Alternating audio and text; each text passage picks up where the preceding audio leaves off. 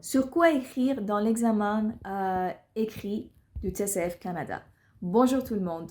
Aujourd'hui, je vais parler de l'expression écrite, la quatrième compétence au TCF Canada. C'est aussi la deuxième compétence après l'expression orale qui vous pose beaucoup de problèmes parce que là, vous faites en général des erreurs d'orthographe, des erreurs de grammaire et que encore le problème qui vient là, c'est le manque d'idées parfois pour écrire et c'est parce que vous n'avez pas assez de pratique là, parce que vous n'écrivez pas beaucoup.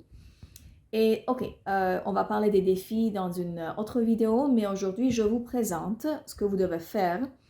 L'expression orale va durer, l'expression écrite, pardon, va durer 1 heure et en 1 heure, il faut écrire 3 tâches.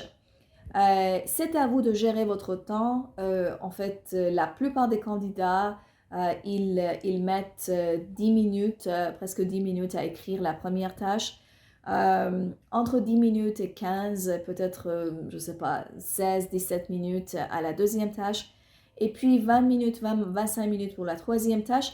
Et il faut toujours garder quelques minutes à la fin pour réviser ce que vous avez déjà écrit et autocorriger. C'est vraiment essentiel. Mais ok, de quoi il s'agit la première tâche et pourquoi je dis qu'il faut mettre juste 10 minutes pour l'écrire. Bon, la première tâche, c'est conçu pour évaluer votre niveau A1, A2, votre niveau de base à l'écrit.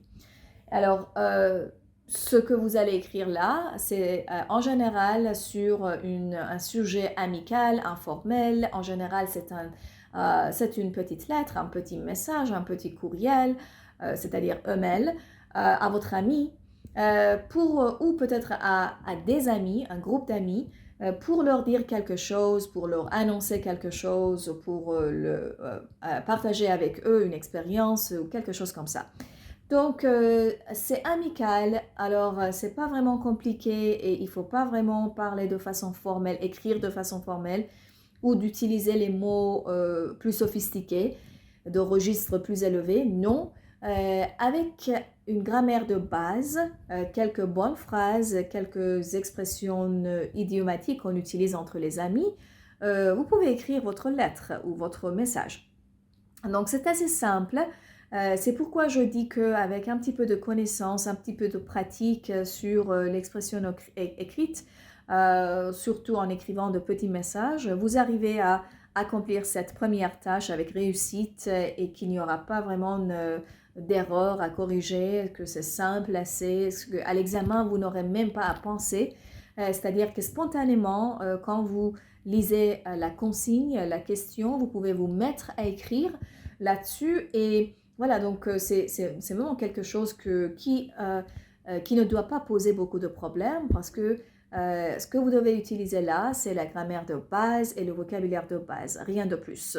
Mais il faut bien sûr respecter la consigne, il faut suivre la structure d'une lettre ou d'un message amical avec la formule de salutation et puis le corps du texte et puis les formules de politesse à la fin, les formules amicales, et voilà, et puis votre nom qu'il faut ajouter à la fin.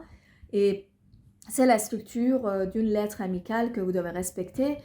Et si vous le faites, bon, vous pouvez vous assurer que vous allez réussir cette tâche. Donc, et c'est pas vraiment, ça ne doit pas vraiment prendre beaucoup de minutes si vous êtes déjà préparé à ce type de sujet.